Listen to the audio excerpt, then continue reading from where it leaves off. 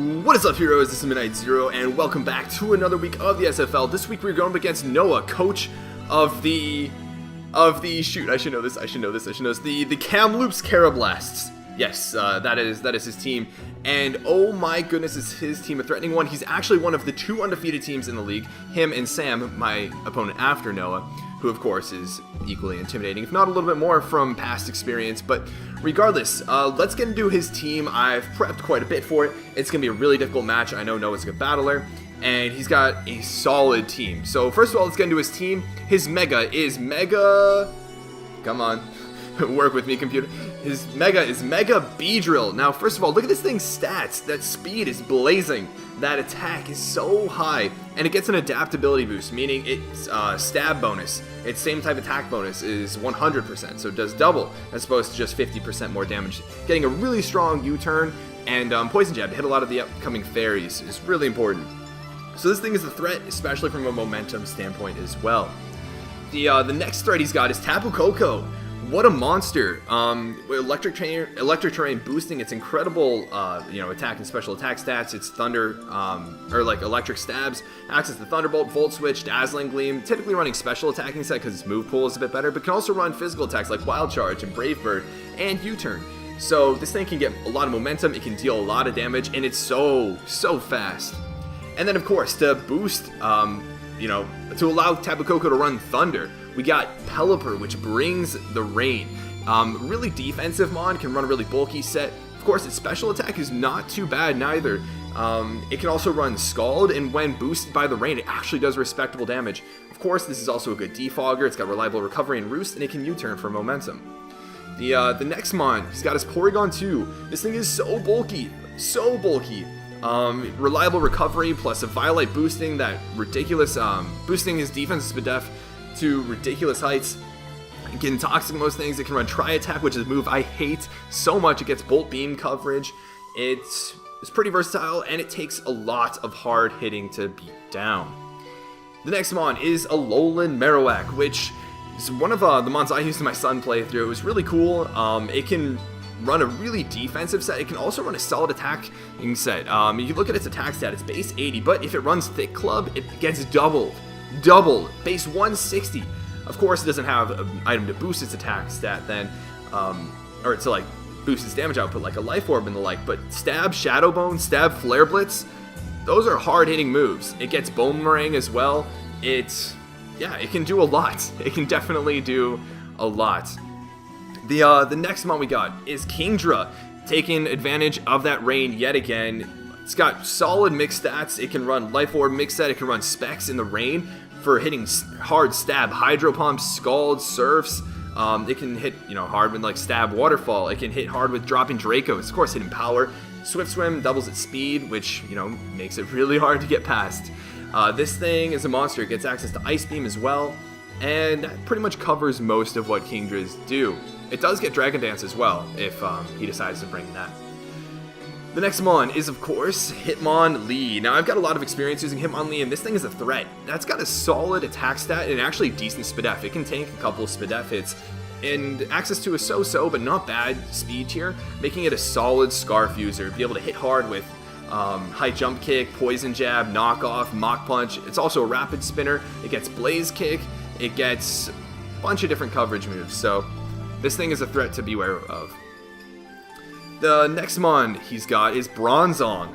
And yes, Bronzong fits so well with his rain team, alleviating that fire type weakness, and with its ability being levitate or heat proof, it can either be super resistant to fire or completely immune to ground, and in the rain halved fire. It's two of its biggest weaknesses, leaving only ghost and dark types. So this thing is really difficult to kill, access to great mixed defenses, and a solid Trick Room setter, solid rock setter, solid screen setter.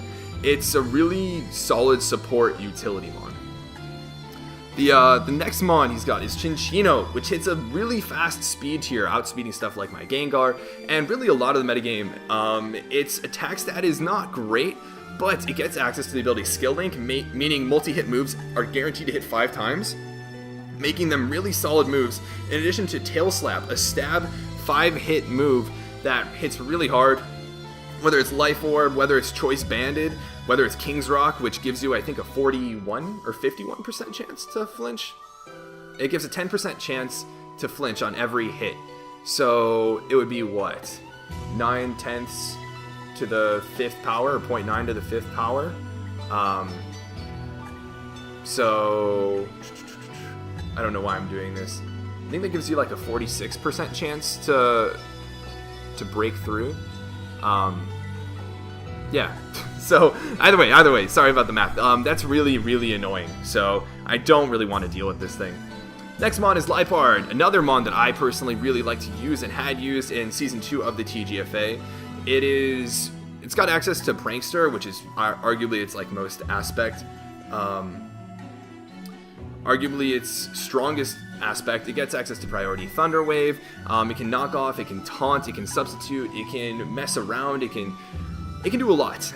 It can Nasty Plot and Dark Pulse, it can Copycat, it can U-Turn. It's really a solid support utility mon. And then, of course, the last, I don't know, what I would consider really viable pick is Vivillon. And he loves this mon. He drafts it as often as he can. He loves to run Sash, Sleep Powder, Quiver Dance, and that's really all there is to it. After a Quiver Dance, it hits pretty hard. It hits pretty hard, and it gets pretty fast. So that's pretty one-dimensional, but it's still a threat nonetheless. Of course, then his lower picks, Alolan Raichu. Its stats aren't really that great. It gets doubled speed in the rain, or in electric terrain provided by Tapu Koko, but you really gotta be running specs to do some damage. And then the last mon he's bringing is Shiinotic, which is so-so. I'm not really too sure what to expect from it. I know it's got a really cool like HP healing move based on the opponent's attack stat, and then lowers the opponent's attack stat, so it's pretty cool. And it's decently bulky, so it can take some hits. And now, to get into my team. So the first mon I thought it was a good idea to bring was Omastar, and yes, you're probably like, wait, why was Omastar the number one thing you wanted to bring? Well, that's because run a Focus Sash and get a Shell Smash up, and this thing hits super hard. It OHKOs Mega Beedrill, and we can even, sorry, I was going to get into Calyx in a second, but we can abuse the rain. So yes, we can actually take advantage of Swift Swim from the rain. We might not even need to Shell Smash up to outspeed a lot of threats on his team. And if we do Shell Smash up, we outspeed Kingdra in the rain then because of our boosts in addition to our Swift Swim. So yeah, and rain boosted Surfs are definitely going to hit hard in the rain, or after a Shell Smash. We OHKO Mega Beedrill, we OHKO Tapu Koko with Surf, we OHKO Pelipper with HP Electric. I think we OHKO, or do a ton of damage to Porygon too. We OHKO Marowak, we do like 70-ish to Kingdra. We OHKO Hitmonlee, we do not OHKO Bronzong, that's one of the things I think I 2-hit KO. We OHKO Chinchino, we OHKO Lipard, we OHKO Vivillon, we OHKO Raichu, and we OHKO Shiinotic. So yes, this thing is super, super strong. You need to get a little bit of chip damage with rocks, and this thing could easily sweep. Given, of course, priority. He doesn't have a lot of priority. He could have Sucker Punch or Mach Punch from Hitmonlee, and I think that's it. He could have Fake Out from Lipard, or Fake Out from maybe a Alolan Raichu, I think. But that's about it. The next mon, though, is Gengar, and we're bringing Scarf Gengar. Yes, Gengar is already super fast, but I wanted something that could outspeed Tapu Koko, which is super fast. It's so fast, and Gengar is the only thing that could outspeed and hit it really hard. So I wanted this there for Sludge Wave to pretty much hit that hard. Sludge Wave hits a lot of his team really hard. Shadow Ball is there to hit stuff like Marowak, and it hits a lot of things neutrally. It also hits Bronzong hard, which is something I have a lot of difficulty hitting really hard. And then, of course, to abuse the rain, Thunder. Thunder hits so much on his team, and yeah, it's a really strong move, and if I don't want to worry about Sludge Wave immunities or Shadow Ball immunities, I can just go for Thunder, and nice in between to hit really hard. We have enough speed to outspeed Kingdra in the rain, I believe, if that's possible. I'm not 100% super fresh with my calcs, but it's maybe to outspeed all of his, I think like base 3.0 something, or just barely under 300, because he has like a really solid fast speed tier with Mega Beedrill, and then Tapu Koko, but below that, he doesn't really have very high speed tiers. I think this is to outspeed Vivillon, which is his next fastest mon.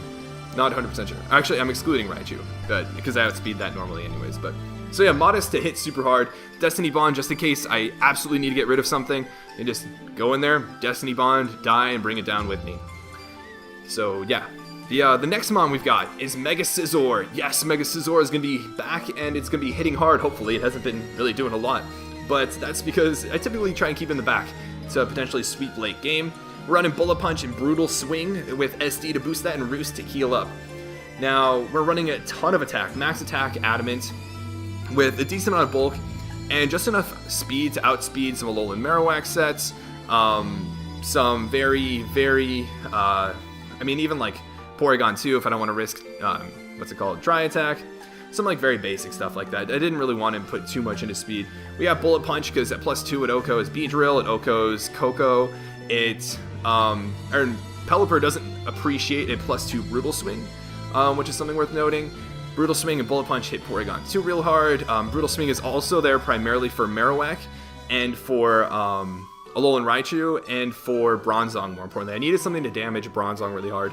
The Bullet Punch also hits Hitmonlee really hard, it hits Chinchino really hard, it hits a lot of things really hard. So after some Rocks damage at +2, this thing could definitely take down his team. Now, I have Roost because I do anticipate switching this into Porygon 2 sometimes, maybe taking a Tri-Attack, maybe taking an Ice Beam, maybe taking a Thunderbolt. Same goes for maybe Pelipper's with like a Scald or something like that. But more importantly, Kingdra with Draco. As long as I have this around, he can't just spam Dragon-type moves, which is really good to know. Also, this thing could set up on Bronzong, which is really good to know as well.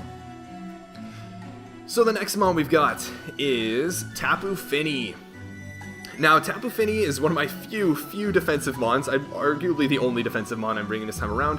Leftovers for recovery, a lot of HP, a lot of Spadef. Calm Nature boosts Spadef. And why is that? Because I anticipate really only taking on specially defensive mons with this. Mega Beedrill, I'm not going to want to take that on. Tapu Koko, I actually take a Thunderbolt from Tapu Koko from full in one of them. And I do a decent amount of damage back with Surf or Moonblast. Pelipper, I completely destroy Pelipper. I set up on it with Calm Mind, and I take it on 1v1 with Moonblast. And I think I take like 25% from Hurricane or something like that. This is to help against Porygon 2 as well. This is also to help out a lot with Kingdra.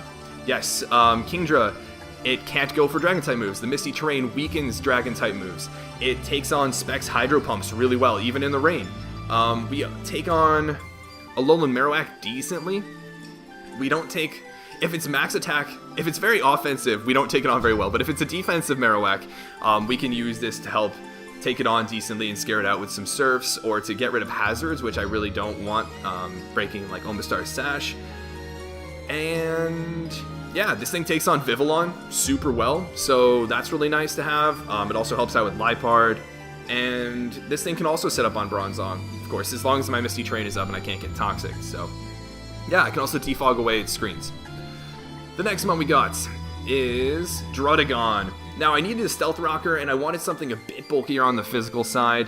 Of course, it's running Rough Skin Rocky Helmet, so that anything that contacts it is going to be taking a lot of damage. This is there for U-turns and Poison Jabs from Mega Beedrill. It's there for a potentially U-turn Tapu Koko if he doesn't want to play around with Volt Switch and ground types. This can be used for getting some damage on Pelipper, because getting damage on Pelipper is going to be really crucial for sweeping potentially with Mega Scizor or Omastar. So if rocks are up and he goes for a U-turn, when he comes in, he's going to be below half, or about half, and that little bit of chip damage will be super helpful.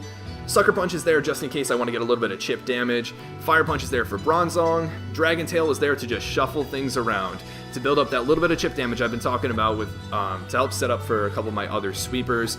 We take on Liepard pretty well.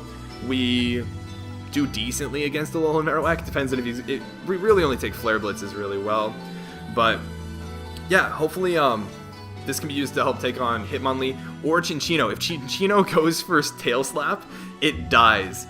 It straight up dies from hitting us so many times. So yeah, hopefully Druddigon is able to get up rocks early and then help rack up some chip damage. The last one we have in the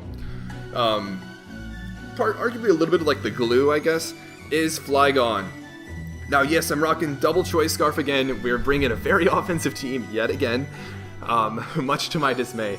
But it's max attack and then near max speed EVs with a Jolly Nature, and it's similar in speed, just to outspeed stuff like Vivillon at +1, and because there's just really nothing I can do to outspeed Kingdra in the rain. And we outspeed Tapu Koko, which is really cool, and we destroy it with Earthquake. And I needed something that could outspeed and take out both Mega Beedrill and Tapu Koko. Now, Outrage isn't really doing a lot too much on his team. Earthquake is helpful against Marowak, but outside of that, it's not too helpful. It can help against Raichu, potentially, because that's a pretty fast mon. But yeah, like I said, Outrage isn't doing a ton to Pelipper. It's doing some chip damage. If it's below 50, it's not a switch-in, which is good to know. Outrage could be helpful for Kingdra, of course. This can also be used because... Or Flygon is also helpful because having a ground type means that he can't just spam electric type moves with Tapu Koko.